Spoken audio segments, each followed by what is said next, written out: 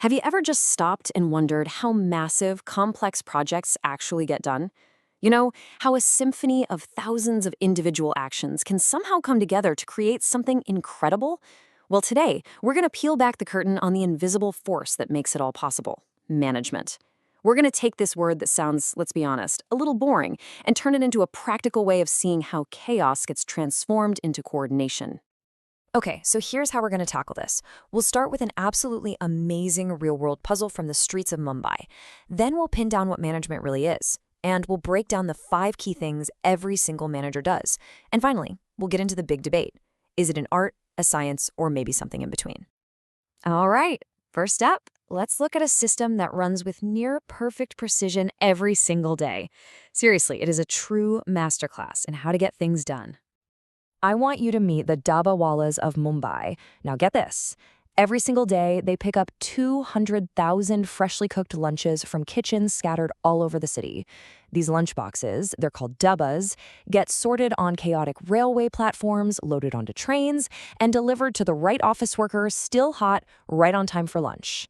And then they do the entire thing in reverse, returning every single empty lunchbox back to the home it came from that afternoon. Just think about that for a second.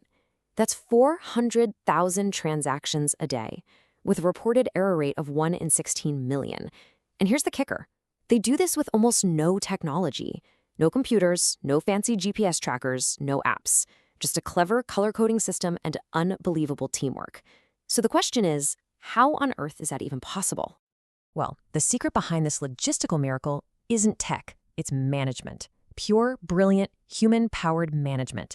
And understanding what that word really means is our goal for the rest of this explainer. So let's get right to the heart of it.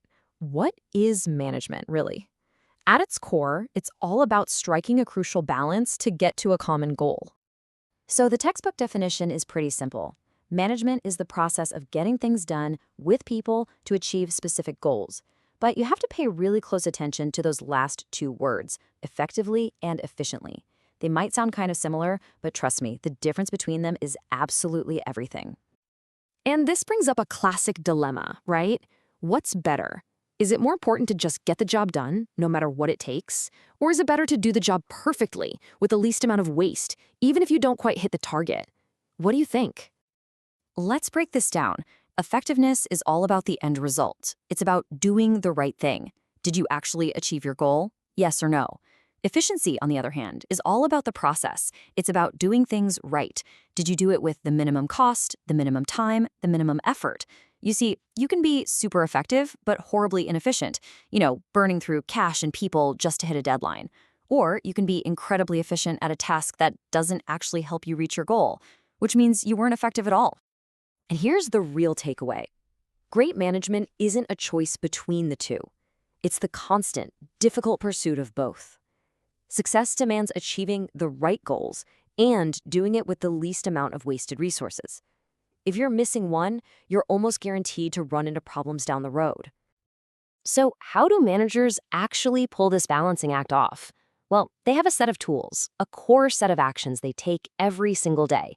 Let's look at their essential toolkit. You can think of this as the manager's playbook, and it's a cycle that's always turning. It all starts with planning. What's the goal? What are we trying to do? Then comes organizing. Okay, who does what and what resources do they need? Next is staffing, which is all about getting the right people in the right seats on the bus. After that, you have directing. This is the leadership part, motivating, influencing, and guiding the team. And finally, there's controlling, checking in, measuring how things are going, and making tweaks to get back on track. It's a continuous loop. Now, these 5 functions are universal. They apply everywhere. But they're not performed in the same way by everyone in a company. The focus really changes depending on where you sit in the organization. And this pyramid shows that structure perfectly. Up at the top, you've got your senior leaders. They're focused on the big, big picture, the strategy for the whole company. In the middle, you have managers, who are the critical link, translating those big plans into concrete action. And down at the operational level, you have supervisors who are directing the workforce day to day, making sure the actual work gets done right. All right, for our last section, let's zoom out and tackle a really classic debate. Is management a rigid science with universal laws you can just follow?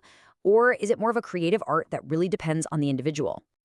So on the one hand, you can absolutely say it's a science. There are established principles, frameworks, and theories you can learn from a textbook. But we've all seen it, right? Two managers can use the exact same principles and get wildly different results. And that's because it's also an art. Applying that knowledge takes creativity, it takes intuition, it takes a personal touch. The best managers aren't just scientists who know the rules.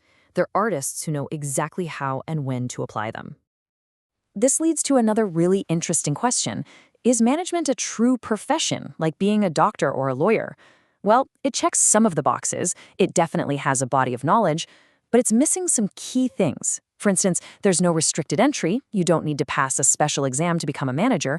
And while companies have their own rules, there's no single universally enforced code of ethics for all managers everywhere. So while it's getting more professional all the time, it doesn't quite meet that strict definition, at least not yet.